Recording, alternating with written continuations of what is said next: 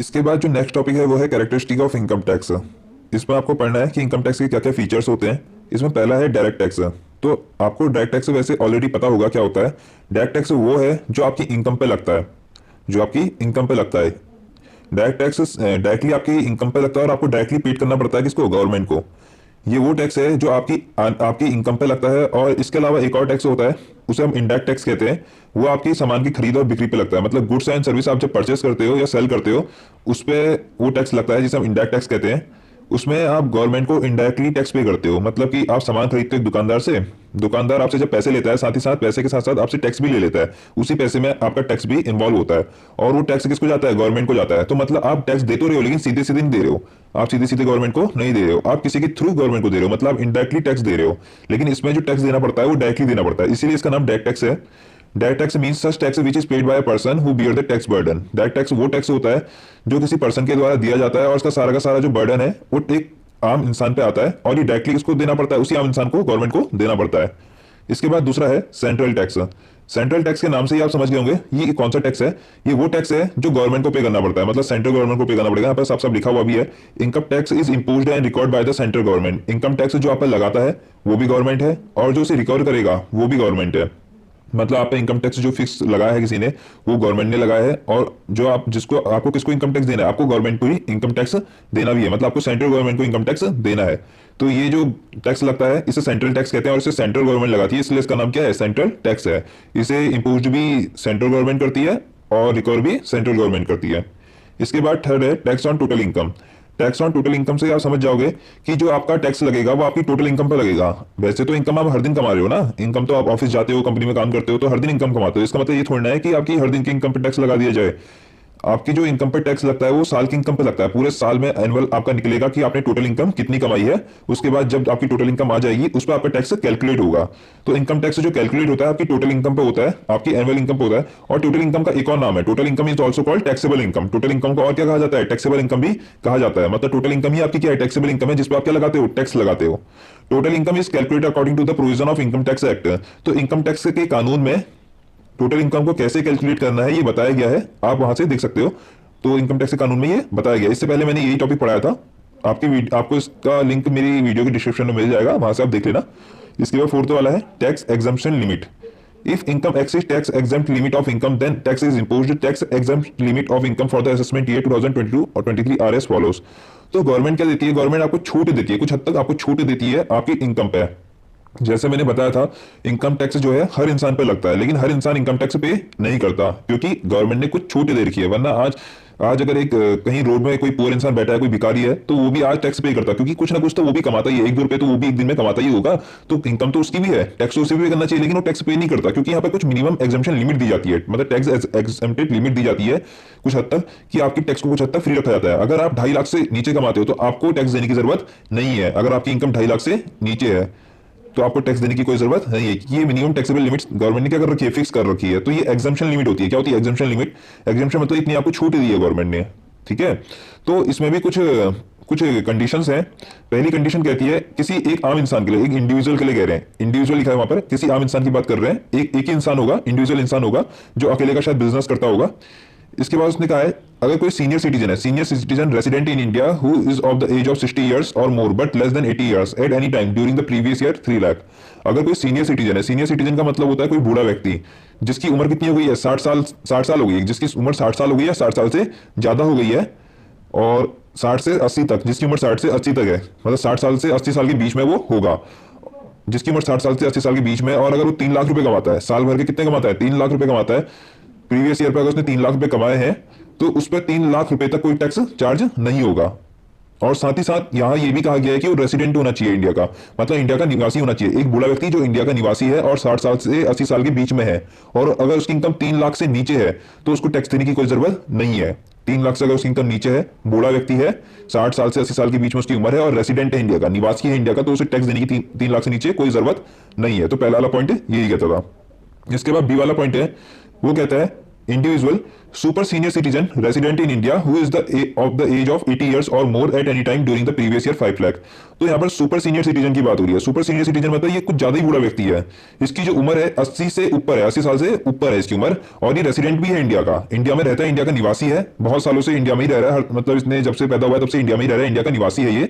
80 साल से ऊपर इसकी उम्र हो गई है और इसकी इनकम अगर पिछले साल 5 लाख से नीचे रही है तो इस पर कोई टैक्स नहीं लगेगा। मतलब बहुत ही बूढ़ा व्यक्ति होना चाहिए, 80 साल से ऊपर होनी चाहिए इसकी उम्र और इंडिया का निवासी होना चाहिए और 5 लाख से नीचे कमाना चाहिए। अगर 5 लाख से नीचे कमाएगा तो इस पर कोई टैक्स नहीं लगेगा। तो टैक्स एग्जम्पशन लिमिट इसको जो दी गई है वो 5 लाख से नीचे तक की दी गई है। कोई अगर इंडिया में रहने वाला बूढ़ा व्यक्ति है 80 साल से ऊपर का है तो 5 लाख से नीचे उसे टैक्स देने की कोई जरूरत नहीं है। पिछले साल अगर उसने 5 लाख से नीचे टैक्स कमाया है तो उसे टैक्स देने की कोई जरूरत नहीं है। इसके बाद सी पॉइंट कहता है other individuals HUF association of person and body of individuals ₹2.5 lakh. अगर कोई इंडिविजुअल है, आम व्यक्ति है, यह HUF का है, हिंदू अनडिवाइडेड फैमिली, मतलब एक ऐसी फैमिली जो अभी तक डिवाइड नहीं हुई है और हिंदू है।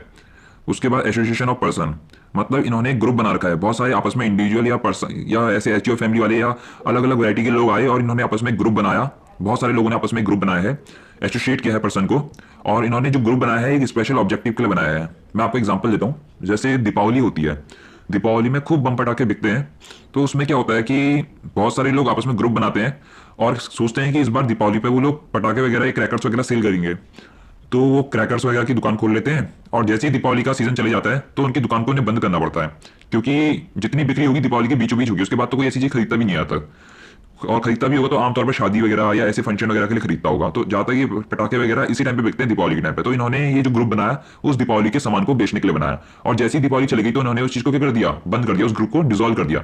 तो ये ग्रुप जो होता है कुछ समय के लिए होता है और एक स्पेशल ऑब्जेक्टिव को पूरा करने के लिए बनाया जाता है, एसोसिएशन ऑफ पर्सन, मतलब आपस में कुछ लोग मिलकर एक स्पेशल ऑब्जेक्टिव को पूरा करने के लिए एसोसिएशन करते हैं। उसके बाद है body of individuals. Body of individual भी कुछ वैसा ही है, इसमें खाली इंडिविजुअल आते हैं, मतलब एक आम व्यक्ति आएगा, ऐसे मतलब ये आम व्यक्तियों का ग्रुप है, जो आम व्यक्ति होंगे वो आपस में मिलकर क्या करेंगे, एक ग्रुप बनाएंगे और वो भी एक स्पेशल ऑब्जेक्टिव को पूरा करने के लिए ग्रुप बनाते हैं। वो भी शायद हो सकता है दीपावली का सामान बेचना चाहते हो। एसोसिएशन ऑफ पर्सन में सभी आ जाते हैं, अदर इंडिविजुअल्स, HUF का होगा या किसी और चीज का होगा, सब लोग इसमें आ जाते हैं, या कोई कंपनी होगी, कोई फर्म होगी, ये सब आपस में मिलकर क्या करते हैं, एसोसिएशन ऑफ पर्सन आ सकते हैं। मतलब वैरायटी में लोग आ रहे हैं, देखा आपने, इसमें इंडिविजुअल भी आ जा रहे हैं एसोसिएशन ऑफ पर्सन में, कोई कंपनी वाले भी आ जा रहे हैं और HUF वाले भी आ जा रहे हैं, कोई फर्म पार्टनरशिप फर्म भी आ सकती है। ये सब आपस में ग्रुप बनाकर एक स्पेशल ऑब्जेक्टिव को पूरा करने के लिए काम कर सकते हैं एक साथ। और बॉडी ऑफ इंडिविजुअल में सिर्फ इंडिविजुअल आते हैं, मतलब इसमें कोई कंपनी नहीं आएगी, इसमें कोई HUF वाला नहीं आएगा, इसमें कोई पार्टनरशिप फर्म नहीं आएगी, इसमें सिर्फ इंडिविजुअल्स आएंगे, एक आम व्यक्ति आएंगे और ये सब आपस में ग्रुप बनाएंगे और एक स्पेशल ऑब्जेक्टिव को अपना पूरा करेंगे। और जिस वक्त ये बिजनेस कर रहे होंगे, अगर इनकी इनकम 2.5 लाख तक या 2.5 लाख से नीचे है तो इनको टैक्स में छूट मिलेगी, लेकिन अगर इनकी इनकम जैसे ही 2.5 लाख से ऊपर हो जाती है तो इनको टैक्स में कोई छूट नहीं मिलेगी। इसमें नॉन रेसिडेंट और रेसिडेंट दोनों इन्वॉल्व हो जाते हैं। पिछले वाले में क्या था, पिछले जो 2 पॉइंट हमने पढ़े थे उसमें खाली रेसिडेंट इन्वॉल्व थे, मतलब जो हमारे इंडिया में रहते थे, जो हमारे इंडिया पे रहते थे उनको काफी अच्छी छूट मिलती थी।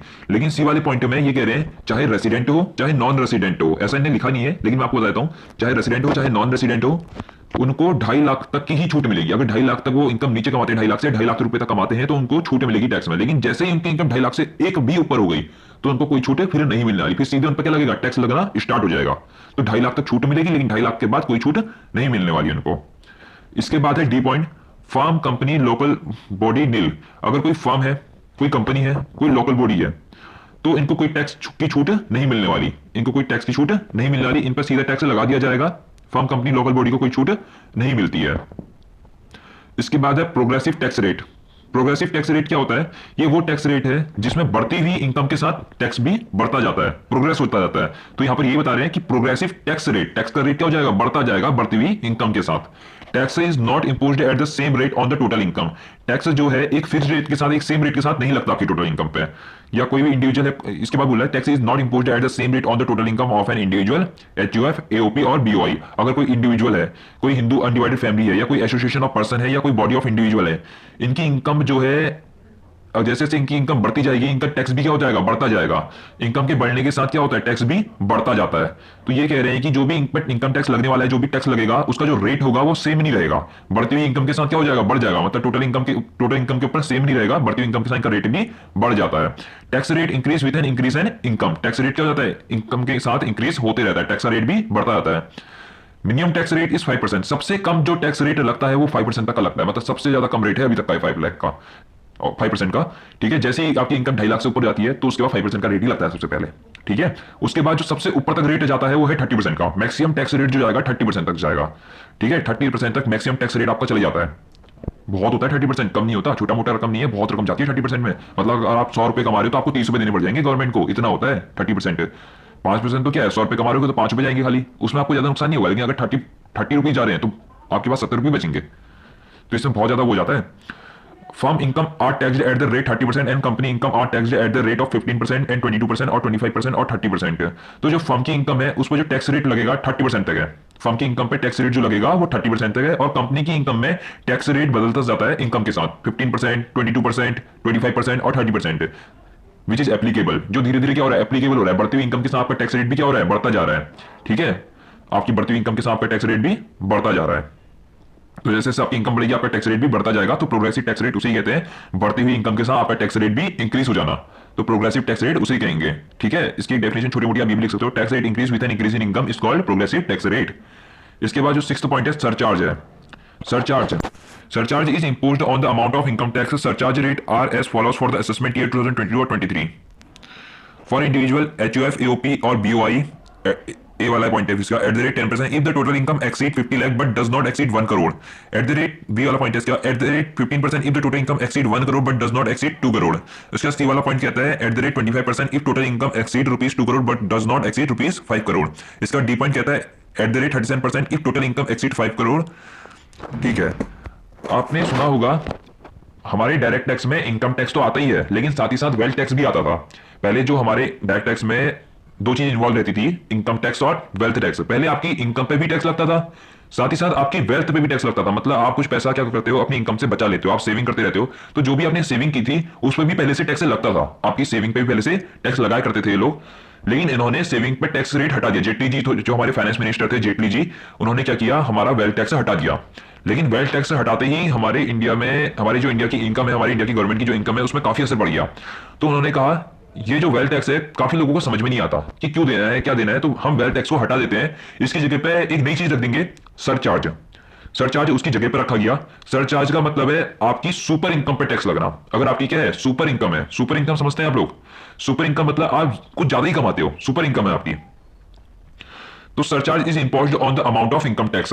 तो आपके इनकम टैक्स ये आपके इनकम पे नहीं लग रहा है, ये आपकी इनकम टैक्स पे लगेगा। अगर आपका इनकम टैक्स कुछ ज्यादा ही आ रहा है तो इनकम टैक्स, अगर आपकी ज्यादा इनकम है तो आपका इनकम टैक्स भी ज्यादा आएगा। अगर आपका इनकम टैक्स ज्यादा आ रहा है इसका मतलब आप ज्यादा कमाते हो, सीधी सी बात है। तो ये आपकी इनकम पे नहीं लगता है, ये आपके इनकम टैक्स पे लगता है। मान लेते हैं मेरी इनकम थी 400 करोड़, 400 करोड़ पे मैंने टैक्स लगाया 20% का, और 400 करोड़ पे 20% का टैक्स कितना होता है आप समझते हो, 4 2 जा 8, 80 करोड़। 80 करोड़ का क्या लग रहा है मुझ पे, टैक्स लग रहा है। यहां देख रहे हो आप 80 करोड़, खाली 80 करोड़ का तो टैक्स ही देना पड़ रहा है मुझे। 400 करोड़ मेरी इनकम है, 80 करोड़ टैक्स देना पड़ रहा है, मतलब मेरा टैक्स भी कितना जा रहा है, 80 करोड़ तक जा रहा है। तो ये कुछ ज्यादा ही ऊपर है, ठीक है। अगर मेरी इनकम क्या है, सुपर इनकम है, सुपर इनकम है, मेरी सुपर इनकम है, तो उसमें मुझे क्या देना पड़ता है, सरचार्ज देना पड़ता है। तो यहाँ कुछ ज्यादा ही ऊपर तक चले जा रहा है हमारा टैक्स, और जो सरचार्ज लगेगा ना कुछ 400 करोड़ भी नहीं लगेगा, आपकी इनकम भी नहीं लगेगा, वो आपके लगेगा 80 करोड़ पे, जो आपका क्या था, इनकम टैक्स था, उस पर लगता है सरचार्ज, ठीक है। Surcharge rate are as follows. तो सरचार्ज के रेट भी बताएं कि सरचार्ज कैसे लगेगा, ठीक है। अगर आप 50 लाख तक आपका टैक्स आता है, या 1 करोड़ तक, 50 लाख से 1 करोड़ तक आपका टैक्स आता है, नहीं सॉरी, ये टोटल इनकम एक्सीड 50 लाख से 1 करोड़, ठीक है। आपकी जो टोटल इनकम है 50 लाख से 1 करोड़ तक एक्सीड जाती है, 50 लाख के बीच में, 50 लाख और 1 करोड़ के बीच में आपकी टोटल इनकम आ जाती है, तो उस पर लगता है 10% का सरचार्ज। मतलब पहले आप 50 लाख से 1 करोड़ के बीच का सफर तय कर लेते हो। मतलब 50 लाख से 1 करोड़ के बीच का सफर कितना होता है, 50 लाख तक ही होता है। आप 1 करोड़ में से अगर 50 लाख माइनस कर दोगे तो 50 लाख ही आने वाला है। तो 50 लाख पे पहले आप इनकम टैक्स निकालोगे, 50 लाख तक इनकम टैक्स निकालोगे, मेरे ख्याल से 30% का रेट लगेगा, सीधी सी बात, सबसे बड़ा रेट लगेगा, क्योंकि आपकी इनकम भी क्या है, बहुत बड़ी है, 50 करोड़ है, ठीक, 50 लाख है, ठीक है। 50 लाख पे लगेगा आपका 30% का, लगा लो 5 3 जा 15, तो ये लग गया 15 लाख। 15 लाख आप क्या दे रहे हो, टैक्स दे रहे हो। तो 15 लाख पे क्या लगता है, साथ साथ सरचार्ज भी लगता है। सरचार्ज कितने का, 10% का। 10% सबसे कम परसेंट है मेरे ख्याल से यहाँ पर। 10% का आपका क्या लगेगा, सरचार्ज लगेगा। उसके बाद बी पॉइंट कहता है, अगर आपकी इनकम जो है, टोटल इनकम जो है 1 करोड़ से लेके 2 करोड़ के बीच में, आपकी टोटल इनकम क्या है, 1 करोड़ से लेके 2 करोड़ के बीच में, मतलब 1 करोड़, आपकी 1 करोड़ पे आपके क्या लगेगा, सरचार्ज लगेगा। क्या लगेगा, सरचार्ज लगेगा आपके, ठीक है, 15%। अगर आपकी 1 करोड़ पे सरचार्ज लगेगा 15%। पहले तो उस 50 लाख से 1 करोड़ पे तो लगने वाला है, ठीक है, 50 लाख से 1 करोड़ के बीच में तो लगने वाला है 10% का। उसके बाद अगर और इंक्रीज हो जाती है इनकम, 1 करोड़ से 2 करोड़ तक हो जाती है, तो उस पर 15% का लगने वाला है, ठीक है। और उसके बाद अगर 2 करोड़ से 5 करोड़ के बीच में चली जाती है आपकी टोटल इनकम, तो उसमें 25% का लगने वाला है। पहले 10% का लगेगा, फिर 15% का लगेगा, फिर उसके बाद 25% तक भी बात पहुंच जाएगी अगर आप 2 करोड़ से 5 करोड़ के बीच में कमा रहे हो।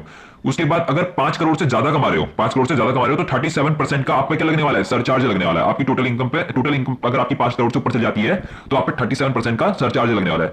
और हमेशा याद रखना, सरचार्ज जो होता है आपकी इनकम पर नहीं लगता है, आपके इनकम टैक्स पर लगता है। जो आप इनकम टैक्स देने वाले हो उस पर आपका सरचार्ज लगेगा। इनकम टैक्स के साथ साथ आपको सरचार्ज भी किसको पे करना पड़ेगा, गवर्नमेंट को पे करना पड़ेगा। तो ये फर्म के लिए, जो पार्टनरशिप फर्म होती है, उनके लिए उनकी इनकम अगर 1 करोड़ से एक्सीड कर जाती है, टोटल इनकम जो है 1 करोड़ से एक्सीड कर जाती है, तो उन पर 12% का लगता है। ठीक है, टोटल इनकम क्या हो जाएगी अगर 1 करोड़ से एक्सीड कर जाएगी, तो उन पर कितने का लगेगा, 12% का लगेगा। ठीक है। उसके बाद डोमेस्टिक कंपनी है, कोई हमारे इंडिया की कंपनी है, ठीक है, इंडिया की कंपनी है, ठीक है, उसके लिए क्या है रूल है, यहाँ पर देख सकते हैं आप। अगर 1 करोड़ से आप ऊपर कमा लेते हो, 1 करोड़ से अगर आप ऊपर कमा लेते हो, 7% if total income exceeds 1 crore, अगर आप 1 करोड़ से ऊपर कमा लेते हो तो आपका कितना लगेगा, 7% का टैक्स लगेगा, नहीं 7% का सरचार्ज लगेगा। आपकी टोटल इनकम पे नहीं लगेगा सरचार्ज, आपके इनकम टैक्स पर लगेगा surcharge. But does not exceed 10 crore. 1 crore से 10 करोड़ के बीच में अगर आपका आ जाता है, मतलब डोमेस्टिक कंपनी 1 करोड़ से 10 करोड़ के बीच में टोटल इनकम अपनी कमा लेती है, और उसके बाद वो उस पर इनकम टैक्स निकालेगी, और उसी इनकम टैक्स पर 7% का क्या लग जाएगा, सरचार्ज लग जाएगा। उसके बाद 10 करोड़ से अगर ऊपर कमाती है डोमेस्टिक कंपनी, 10 करोड़ से जितना भी ऊपर कमाती है उस पर कितने का लगता है, 12% का सरचार्ज लग जाता है। और 12% का सरचार्ज किस पर लगेगा, 10 करोड़ पे पहले आप क्या करोगे, इनकम टैक्स निकालोगे, उसी इनकम टैक्स पे 12% का सरचार्ज लग जाएगा। इसके बाद 7 पॉइंट है health and education cess. All assessees are liable to pay health and education cess at the rate 4% on the total amount of income tax including surcharge. Health and education cess ये वो cess है जो government के द्वारा लिया जाता है, वो भी हर टैक्स पेयर से, और ताकि ये भला कर पाए किसका, जो हमारे पुअर लोग होते हैं, जो हमारे गरीब लोग हैं, अक्षम लोग हैं, जो अपने परिवार के या अपने हेल्थ का खर्चा नहीं उठा सकते, जो अपने बच्चों की एजुकेशन का खर्चा नहीं उठा सकते, तो उनके लिए ये लिया जाता है। और लिया हर टैक्स पेयर से जाता है, गवर्नमेंट से लेती है हर टैक्स पेयर से, ठीक है, ताकि वो किसका भला कर पाए, जो हमारे मतलब पुअर फैमिली से बिलोंग कर रहे हैं, जो बहुत ही लोअर क्लास फैमिली से बिलोंग करते हैं, जो अपनी फैमिली का खर्चा मतलब हेल्थ एंड एजुकेशन खर्चा नहीं उठा सकते, उनके लिए ये लिया जाता है हर टैक्स पेयर से। ठीक है। आज आपने देखा होगा सरकारी अस्पताल जो है उनकी जो जो मतलब पेमेंट है वो काफी सस्ती कर दी गई है। उनको जो पेमेंट मिलती है गरीब लोगों से, जो हमारे पुअर क्लास फैमिली से बिलोंग करते हैं, वो बहुत कम मिलती है। ठीक है, वो बहुत ही कम रिसीव करते हैं उनसे, शायद उनके लिए तो फ्री भी बहुत सारी चीजें फ्री रखी हुई है। आज हमारे सरकारी स्कूल है, उनकी जो फीस है काफी बहुत ही सस्ते दाम पे आज वहाँ बच्चे पढ़ सकते हैं, बहुत ही कम फीस है वहाँ। क्यों है, क्योंकि हम जो है हेल्थ एंड एजुकेशन सेस दे रहे हैं। हमारी इस हेल्थ एंड एजुकेशन सेस से क्या चल रहा है, उन लोगों का स्कूल और उन लोगों का सरकारी अस्पताल चल रहा है। ठीक है, ये हेल्थ एंड एजुकेशन सेस बहुत मदद करता है चीजों को चलाने के लिए। हाँ, हमारे साथ हो सकता है नाइंसाफी हो, लेकिन उनका इससे भला हो रहा है, तो हर किसी को अपना हेल्थ एंड एजुकेशन सेस तो देना चाहिए। हेल्थ एंड एजुकेशन सेस हर टैक्स पेयर से लिया जाता है, हर टैक्स पेयर लायबल है इसको देने के लिए। और एसएससीज are liable to pay health and education cess at the rate 4%। तो 4% ये लगता है आप पे, और ये जो निकलेगा आपकी टोटल इनकम पे नहीं निकलेगा, ये आपकी टोटल इनकम पे नहीं निकलेगा। अगर इसे टोटल इनकम निकाला जाएगा तो ये बहुत बड़ा पार्ट बन जाएगा टोटल इनकम का, तो इसे टोटल इनकम से नहीं निकाला जाता है, मतलब काफी ज्यादा आपको हेल्थ एंड एजुकेशन सेस देना पड़ जाएगा टोटल इनकम पे निकलेगा। तो क्या होता है, गवर्नमेंट आपको फैसिलिटी देती है, गवर्नमेंट कहती है आप क्या करना, पहले टोटल इनकम पे अपना इनकम टैक्स निकाल लेना। आप सबसे पहले क्या करोगे, टोटल इनकम जो भी आपकी आएगी अगर 2.5 लाख से ऊपर होती है तो आप सबसे पहले उस पर अपना इनकम टैक्स निकालो। उस इनकम अगर इनकम टैक्स निकाल लिया, उसके बाद उस इनकम टैक्स में से सरचार्ज माइनस करो। मैंने इससे पहले आपको सरचार्ज पढ़ाया था, वो इनकम टैक्स में से सरचार्ज माइनस करो। ठीक है, पहले आप क्या करोगे, सरचार्ज माइनस करोगे, उसके बाद जो भी बैलेंस बच जाता है उस पर निकलता है हेल्थ एंड एजुकेशन सेस, वो भी 4% के रेट से। ठीक है, 4% के रेट से आपको हेल्थ एंड एजुकेशन सेस भी गवर्नमेंट को देना पड़ता है। हाँ, यहाँ पर बहुत कुछ निकालना पड़ता है आपको, अपनी टोटल इनकम पे बहुत कुछ निकालना पड़ता है गवर्नमेंट को देने के लिए। ठीक है, पहले आपने इनकम टैक्स निकाला अपनी टोटल इनकम पे, फिर आप सरचार्ज भी गवर्नमेंट को देने के लिए निकाल लो, उसके बाद हेल्थ एंड एजुकेशन सेस भी निकाल लो। लेकिन मुझे एक बात बताना, क्या जिसकी इनकम 2.5 लाख से नीचे है वो भी हेल्थ एंड एजुकेशन सेस देगा? क्या वो इंसान भी हेल्थ एंड एजुकेशन सेस देगा जिसकी इनकम 2.5 लाख से नीचे है? नहीं, वो इंसान हेल्थ एंड एजुकेशन सेस नहीं देगा। ठीक है, शायद इसमें बहुत से बच्चे ऐसे भी होंगे जो पढ़ रहे होंगे कि हम मतलब ये हेल्थ एंड एजुकेशन सेस तो सुन रहे हैं और सोच रहे होंगे कि हम तो कभी हेल्थ एंड एजुकेशन सेस देते नहीं है। ठीक है, तो मैं आपको बता दूं, आप जरा अपना बिजली का बिल उठा के देख लेना, और ऐसे कई सारे बिल उठा के देखना, उसमें हेल्थ एंड एजुकेशन सेस कहीं ना कहीं पर लिखा होगा। ठीक है, आप भी कहीं ना कहीं हेल्थ एंड एजुकेशन सेस दे रहे हो। ठीक है, हेल्थ एंड एजुकेशन सेस कहीं ना कहीं से आपको भी जा रहा है, तो ये बहुत चीजों से आता है हेल्थ एंड एजुकेशन सेस। ठीक है, हाँ, लेकिन आपकी टोटल इनकम से नहीं जाएगा, क्योंकि अगर आपकी टोटल इनकम 2.5 लाख से नीचे है तो आपकी टोटल इनकम से एजुकेशन सेस नहीं कटेगा। ठीक है, ये कटेगा सिर्फ उनकी इनकम में से जिसकी इनकम क्या 2.5 लाख से ऊपर है, क्योंकि 2.5 लाख से ऊपर होगी तभी तो इनकम टैक्स निकलेगा, और इनकम टैक्स निकलेगा तभी तो आप उसमें से सरचार्ज माइनस करोगे, और सरचार्ज माइनस करोगे उसके बाद ही तो आप इस 4% का रेट दोगे हेल्थ एंड एजुकेशन सेस, उसी पे तो निकालोगे। ठीक है, तो हेल्थ एंड एजुकेशन सेस तभी निकलेगा जब आपकी टोटल इनकम क्या 2.5 लाख से ऊपर हो। इसके बाद है टैक्स बर्डन। तो टैक्स बर्डन क्या होता है, टैक्स बर्डन आपने मैंने इससे पहले आपको प्रोग्रेसिव टैक्स रेट पढ़ाया था। प्रोग्रेसिव टैक्स रेट में क्या हो रहा था कि आपकी जो भी इंडिविजुअल है, जो भी आपके हिंदू अनडिवाइडेड फैमिली के लोग हैं, ये लोग क्या करते हैं, बहुत पैसा कमाते हैं। ठीक है, ये लोग मान लो ये लोग बहुत करोड़ों में कमा रहे हैं। ठीक है, और प्रोग्रेसिव टैक्स रेट कहता है बढ़ती हुई इनकम के साथ आपका टैक्स रेट भी क्या हो जाएगा, बढ़ जाएगा। जैसे अगर ये इतने रुपए कमा रहे हैं, बहुत मतलब इनकी इनकम क्या हो रही है, बढ़ती जा रही है, तो इनका टैक्स रेट भी क्या हो जाएगा, बढ़ता जाएगा। इससे क्या होगा, जो टैक्स रेट का सारा बर्डन है वो किस पर पड़ेगा, जो हमारे रिच लोग हैं, जो जैसे रिच लोग हैं जिनकी इनकम बढ़ती जा रही है, जिनकी इनकम बढ़ेगी वही तो रिच होंगे ना, सीधी सी बात है। ठीक है, तो उनकी इनकम बढ़ती जाएगी तो साथ ही साथ टैक्स रेट भी बढ़ता जाएगा। इससे क्या होगा, सारा भार जो है टैक्स का, जो सारा भार है वो किस पर पड़ेगा, रिच लोगों पर पड़ेगा। तो ये चीज बताना चाहता है tax burden. Tax is imposed at a progressive rate, tax जो इम्पोज होता है वो प्रोग्रेसिव रेट से होता है। ठीक है, on the income of individual and HUF, जो भी इंडिविजुअल कमा रहे होंगे, हिंदू अनडिवाइडेड फैमिली वाले कमा रहे होंगे, ठीक है, उन पर प्रोग्रेसिव टैक्स मतलब प्रोग्रेसिव टैक्स रेट से टैक्स रेट फिक्स होता है, और उसके बाद और सारा का सारा बर्डन जो पड़ता है टैक्स रेट का उस पर पड़ता है, हमारे रिच लोगों पर पड़ता है। ठीक है, पहले के जमाने में क्या होता था कि पहले के जमाने में टैक्स रेट फिक्स होता था, मतलब अगर 10% है तो सभी को 10% का टैक्स देना है। ठीक है, सभी को अपनी इनकम पे 10% का टैक्स देना है, लेकिन अब ऐसा नहीं होता है। अगर आपकी बढ़ती हुई इनकम है तो आपका टैक्स रेट भी क्या हो जाता है, बढ़ जाता है। ठीक है, पहले के लोग बहुत ज्यादा सहते थे इस चीज पे, लेकिन अब ऐसा सहने को नहीं मिलता। और पहले के लोग वो तब के लोग हैं जब हमारे अंग्रेजों का जमाना था। ठीक है, अंग्रेजों के जमाने में हमारा टैक्स रेट फिक्स होता था, तो चाहे गरीब हो चाहे अमीर हो, हर किसी को एक फिक्स टैक्स रेट देना पड़ता था। ठीक है, इससे जो हमारे गरीब लोग और गरीब होते जा रहे थे और हमारे रिच लोग थे वो और रिच हो जा रहे थे। ठीक है, इसके बाद है एडमिनिस्ट्रेशन। एडमिनिस्ट्रेशन क्या होता है, आपने सुना होगा इनकम टैक्स डिपार्टमेंट के बारे में। इनकम टैक्स डिपार्टमेंट जो है आपका इनकम टैक्स लगाता भी है और आपसे इनकम टैक्स लेता भी है। पहले के उसमें क्या होता था कि लोग अपनी इनकम को डिस्क्लोज करते थे, काफी ज्यादा डिस्क्लोज करते थे ताकि उनको इनकम टैक्स ना देना पड़े। और कुछ लोग तो इनकम टैक्स देने में बहुत ज्यादा आनाकानी भी करते थे, बहुत ज्यादा अपना टैक्स रेट देते नहीं थे, अपना टैक्स तो देते नहीं थे। इतने इतने मतलब ऐसे लोग थे हमारे वहां पर इंडिया में। ठीक है, इनकम टैक्स डिपार्टमेंट वाले बड़े हाथ जोड़ते थे कि टैक्स दे दो वरना देश कैसे चलेगा। तो लोगों ने कहा नहीं देंगे। ठीक है, लोग तो सोचते थे हम क्यों देंगे टैक्स। तो इनकम टैक्स डिपार्टमेंट वाले ने कहा ठीक है कोई बात नहीं मत दो, आज से हम इसमें फाइन और पेनल्टी, इंटरेस्ट और पेनल्टी लगाना शुरू कर रहे हैं। जो भी इनकम टैक्स मतलब इनकम टैक्स देर से देगा या इनकम टैक्स नहीं देगा उस पर फाइन और पेनल्टी लगना शुरू हो जाएगा। ठीक है, जैसे ही लोगों ने ये सुना लोग भागे भागे दौड़े दौड़े इनकम टैक्स देने चले गए। क्यों? क्योंकि उन पे क्या लगेगा, फाइन और पेनल्टी लगेगी, उन पे इंटरेस्ट और पेनल्टी लगेगी। अगर वो टैक्स देर से देंगे शायद उन्हें उसके साथ इंटरेस्ट भी देना पड़ सकता है या उन पे पेनल्टी लग सकती है। जैसे उन्होंने सुना भागे भागे दौड़े दौड़े टैक्स देने चले गए। और कुछ लोग तो आज भी अपना इनकम टैक्स छुपाते हैं। ठीक है, ब्लैक का पैसा रख के बैठे होते हैं। ठीक है, बहुत से लोग आज भी ऐसा करते हैं। कितनी हिम्मत वाले लोग सोचो। ठीक है, जो इनकम टैक्स डिपार्टमेंट से पंगा ले रहे हैं। ठीक है, इनकम टैक्स डिपार्टमेंट वालों को इतने सालों का एक्सपीरियंस हो गया कि वो जमीन खोद के भी पैसा निकाल लेते हैं। आपने देखा भी होगा कितनी सीबीआई की रेट पड़ती है, कैसी कैसी रेट पड़ती है, इनकम टैक्स डिपार्टमेंट वाले तो मारते हैं ऐसी रेट। ठीक है, आपने कितनी मूवी देखी होंगी इसमें। उसके बाद income tax department work under the control of central board of direct tax. तो पहले तो इन्होंने कहा टैक्स जो इंपोज करता है और रिकॉर्ड करता है वो इनकम टैक्स डिपार्टमेंट वाले होते हैं। मतलब इंपोज भी कौन करेगा, इनकम टैक्स डिपार्टमेंट वाले करेंगे, और रिकॉर्ड भी अपने तरीके से इनकम टैक्स डिपार्टमेंट वाले करेंगे। और इनकम टैक्स डिपार्टमेंट जो काम करता है उसके लिए करता है central board of direct tax. ये सीबीडीटी के लिए काम करता है, central board of direct tax के अंडर में ये काम करता है। मतलब पूरा पूरा जो चला रहे हैं सीबीडीटी वाले चला रहे हैं, central board of direct tax वाले चला रहे हैं। इसके बाद है allocation of amount of income tax. तो इसमें इन्होंने कहा है कि जो हमारा इनकम टैक्स है उसका जो भी इनकम टैक्स मतलब जो गवर्नमेंट को आ रहा है, ठीक है, उसे कैसे एलोकेट करते हैं, मतलब उसे कैसे बांटते हैं आपस में गवर्नमेंट वाले। तो गवर्नमेंट वाले क्या करते हैं, आधा पैसा जाता है स्टेट गवर्नमेंट को, आधा पैसा जाता है सेंट्रल गवर्नमेंट को। ठीक है, आधा पैसा सेंट्रल गवर्नमेंट जो भी मतलब स्टेट से पैसा आ रहा है आधा वो अपने पास रख लेती है स्टेट गवर्नमेंट और आधा इसको देती है सेंट्रल गवर्नमेंट को दे देती है। ठीक है, इससे क्या होता है कि सेंट्रल गवर्नमेंट अपने तरीके से पूरे देश को हैंडल करती है और स्टेट गवर्नमेंट अपने स्टेट को हैंडल करती है। ठीक है, इसी पैसे से वो हैंडल करती है पूरे देश को, मैनेजमेंट इसी पैसे से करती है। ठीक है, the total amount of income tax record by government, जो भी पूरा का पूरा अमाउंट इनकम टैक्स का आ रहा है गवर्नमेंट के पास, is allocated among the central government and the state government. वो किसको एलोकेट हो जाएगा, एक तो सेंट्रल गवर्नमेंट को एलोकेट हो जाएगा और दूसरा स्टेट गवर्नमेंट को एलोकेट हो जाएगा according to the recommendation of finance commission. वो भी किसके अंडर पे, फाइनेंस कमीशन के अंडर पे। पूरा मतलब ये सब जो भी एलोकेशन होगा, जो भी बंटवारा होगा इनकम टैक्स का, इसमें कौन निगरानी रखने वाला है, फाइनेंस कमीशन निगरानी रखने वाला है। मतलब फाइनेंस कमीशन के अंडर में होता है सब कुछ। The state government will not be given any share of income tax revenue from the following amounts। तो स्टेट गवर्नमेंट कहती है हम कुछ चीजों में समझौता नहीं करेंगे, हम कुछ चीजों में समझौता नहीं करने वाले इनकम टैक्स को लेकर। वो कौन सी चीजें हैं, पहला है income tax amount record from companies. अगर कोई भी इनकम टैक्स का पैसा कंपनी से आ रहा है, कोई भी इनकम टैक्स का पैसा कंपनी से आ रहा है तो हम सेंट्रल गवर्नमेंट को नहीं देने वाले। अमाउंट ऑफ सरचार्ज, सरचार्ज का जो भी पैसा आ रहा है हम स्टेट गवर्नमेंट के पास वो सेंट्रल गवर्नमेंट को नहीं देने वाले। Amount of health and education cess, तो एजुकेशन सेस और हेल्थ का जो भी पैसा स्टेट गवर्नमेंट के पास आ रहा है वो सेंट्रल गवर्नमेंट को नहीं देने वाले। तो इन चीजों में समझौता नहीं करते, स्टेट गवर्नमेंट वाली चीजों में समझौता नहीं करते हैं। ठीक है, तो आज आपने पढ़ा है कैरेक्टरिस्टिक ऑफ इनकम टैक्स। इसमें आपने जान ली कि इनकम टैक्स के क्या क्या कैरेक्टरिस्टिक होते हैं। इसके बाद आप नई चीज सीखेंगे टैक्स रेट। टैक्स रेट कैसे फिक्स किया जाता है, ओल्ड टैक्स स्लैब क्या होता है और न्यू टैक्स स्लैब क्या होता है, ये आपको अगली वीडियो में समझाया जाएगा। तो आज के लिए इतना।